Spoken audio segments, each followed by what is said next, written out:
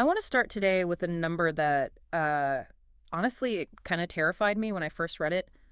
35,000. It is a staggering number, isn't it? It is. According to behavioral psychology, that is the sheer volume of decisions the average adult makes every single day. 35,000 choices.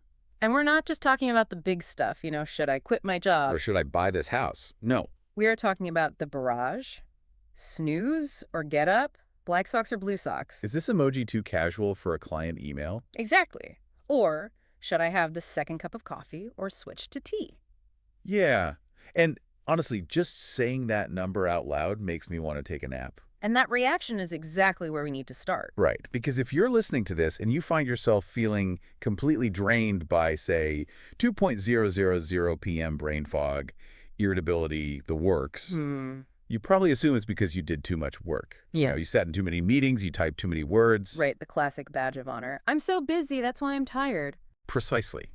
But the material we're unpacking today, it suggests something completely different. Okay. It suggests you aren't tired because you're busy. You're tired because you are deciding. That is a massive distinction. And to help us unpack this, we're doing a deep dive into a really fascinating transcript from the Creators Lab, specifically episode 10. Right. And I have to say, for those who follow the Creators Lab, this feels like a bit of a departure. It really does. You might remember episode 8 was all about the tech stack, the nitty-gritty of what software to use. Which is usually the candy everyone wants, just give me the tools. Right. But this source explicitly moves away from that. In fact, it almost argues against it. It pivots to something much more internal. Mental load and execution speed. Which is arguably much more important. Way more important. You can have the best tech stack in the world, the shiniest Notion template, the fastest MacBook.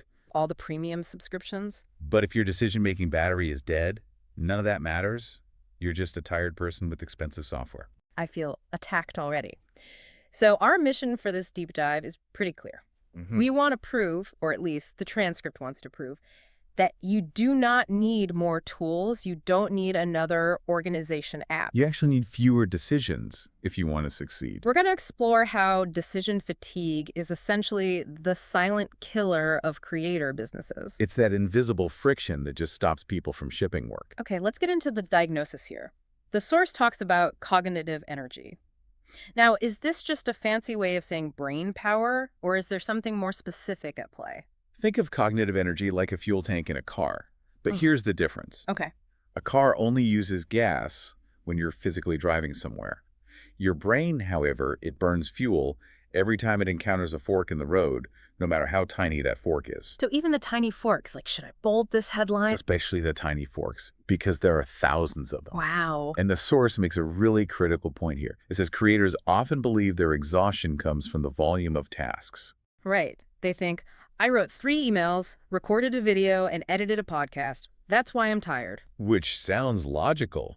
That is a lot of output. It is work. But the argument here is that the exhaustion actually comes from the volume of choices required to do that work. So it's the deciding constantly that drains the battery. Not just the typing or the talking. Exactly. The transcript has this section titled, Where Creators Bleed Energy. And I thought the imagery there was so violent but accurate. Bleeding energy. It implies this slow leak you don't even notice. Until you pass out. That's the perfect way to visualize it. It's not a blowout, it's a slow leak. To illustrate this, I want to walk through the specific list of micro decisions the source lays out, because we say, I need to make a piece of content, and we treat it like one decision. Right, one line item on the to-do list. Right. Make a post. Check. But let's actually look at the anatomy of that task. According to this breakdown, let's say you sit down to create.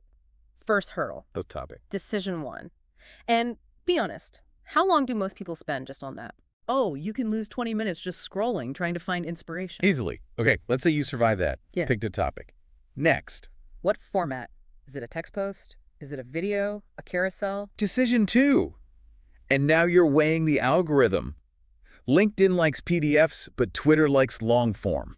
You're doing calculus before you've even written a single word. Exactly. Then, what's the hook? Decision 3, high pressure 2. Get the hook wrong and the rest doesn't matter. Then, what is the call to action? What do I want them to do after this? Subscribe, comment, buy. Decision 4. And we aren't even done. What tool do I use? Yeah. Canva, Photoshop, and finally, what platform? So before you've even finished the creative work, before you've actually done the thing, Yeah. you have made half a dozen critical choices. Your brain is already tired. And notice we haven't even talked about the post-publishing phase yet. This is where I think a lot of us get stuck. You hit publish, you get that little dopamine hit, and you think you're done. But then the brain starts firing off new questions. Should I repurpose this? Should I turn this into a PDF guide? Should I build a landing page for it? Should I break this down to a thread? And here's the kicker, and the transcript is really emphatic about this. Mm-hmm. None of these tasks are hard individually. Writing a thread isn't physically painful. Making a PDF isn't climbing Everest. No. It's not digging a ditch. It's sitting in a chair. But collectively, Mm-hmm. the accumulation of asking, should I, 10 times in a row, Yeah. the source puts it bluntly, they kill consistency. That is the cost. It's like death by 1,000 maybes. It is, because every time you ask, should I, you pause, you evaluate, you hesitate. And that's energy leaving your system. Energy that could have gone into just making the next thing. That leads us right into what I think is the most dangerous trap mentioned in the text, the tool paradox. Ah, yes. Because when we feel overwhelmed by all this, what do? We go shopping. It's the most common reaction. I'm disorganized, so I need a new project management tool. I am so guilty of this. I have bought so many AppSumo deals for productivity software that I used exactly once. We all have. But the source calls this friction disguised as flexibility. Can we break down the logic here? Because way. it feels counterintuitive. Why is having more tools a bad thing? It breaks down into a paralysis loop. It goes like this. Yeah. First, you get more tools. Seems good. Mm-hmm. But more tools equals more possibilities. Right. More possibilities equals more decisions. Suddenly, you aren't just writing, you're deciding which tool to use. Should I write this in Notion or Obsidian or Roam Research? And the final step of the loop, more decisions equals. Less execution. Exactly. So by trying to optimize the process with a new tool, we've actually just introduced a new layer of choices. It feels like progress, though, downloading the app, setting it all up. It feels incredibly productive. But the source argues that's often just a sophisticated form of procrastination. Wow. It's a way to feel like you're moving forward without actually doing the scary work of creating. Mm. It's friction disguised as flexibility. That phrase is going to stick with me. It reminds me of like having a toolbox with one hammer versus 50 slightly different hammers. That's the perfect visualization. Yeah. If you have one hammer, you see a nail, you hit it. You don't think about it. If you have 50, you spend 5 minutes analyzing which grip is best, which weight is optimal, Meanwhile, the person with one hammer has built the whole shelf. and is moving on to the table. And the person with 50 hammers is still reading reviews of hammer number 51. They're optimizing for a job they aren't actually doing. That's it. So if the trap is more options, what's the solution? How do the big creators, the ones who seem to ship effortlessly, how do they operate differently? The source makes a distinction that I find really compelling. It says big creators do not wake up asking, what should I do? That sounds like a dream, waking up and just knowing, but surely they have to decide eventually. They do, but they separate the deciding from the doing. They operate from frameworks. The formula in the text is Decision, system, repeat. decision leads to system, which leads to repeat. Notice that decision is singular, You make the decision once. once, about how you do things. Then you build a system around that decision, and then you just repeat the system. You aren't relitigating the process every single morning. No. The Good. source uses this term decision surface. It says, the smaller the decision surface, the more a creator can ship. Like the surface area of something moving through the air. Exactly. The more surface area, the more choices you have to make, the more drag you experience, the more resistance. Big creators try to be aerodynamic. They reduce the surface area. But the playing devil's advocate here, doesn't that make the work boring? Aren't I just a robot on an assembly line? That's the common fear. Yeah. If I systematize, I lose my soul. Yeah. But the source argues the opposite. How so? Simplicity isn't about minimalism for aesthetics. It is about protecting mental bandwidth. Protecting mental bandwidth. So by being a robot about the process, You get to be an artist about the content. If you have 100 units of energy a day and you spend 40 of them figuring out where to post, you have nothing left for the actual ideas. the ideal workflow described is create, plug into system, move on. Create, plug into system, move on. You want the logistics to be boring so the work can be exciting. When every step requires a choice, momentum dies. Okay, I am sold on the philosophy. I want to be aerodynamic. But how do we actually do this? The source gives us an upgrade section, and it starts with a pretty aggressive challenge. Yes. The challenge is reduce your decisions by 50%. 50%, that feels huge. Where do we even start slashing? The transcript identifies 4 specific areas where we should pre-decide. And pre-deciding is the key. You make the choice now when you're calm. Not later when you're stressed and tired. Exactly. Okay, let's run through these 4. Number 1 is content themes. Right, this is the antidote to the blank page. Don't wake up and ask, what should I have an opinion on today? But what if I have a lot of interests? Crypto today and gardening tomorrow. Then you're going to have a very confused audience and a very tired brain. The advice is to decide beforehand. I talk about X, Y, and Z. If an idea falls outside those 3 buckets, you just ignore it. That sounds liberating. It removes the randomness. You stop chasing every ambulance. Area number 2, conversion path. This one hits home because everyone's link in bio looks like a diner menu. 50 different links. It's a mess. And the source says this is a massive energy leak. You need to know exactly where you're sending people. One main road. Don't decide post by post. All roads lead to Rome. And you need to decide where your Rome is. I love that. Stop building new roads every day. Number 3, publishing cadence. This is a big one for burnout.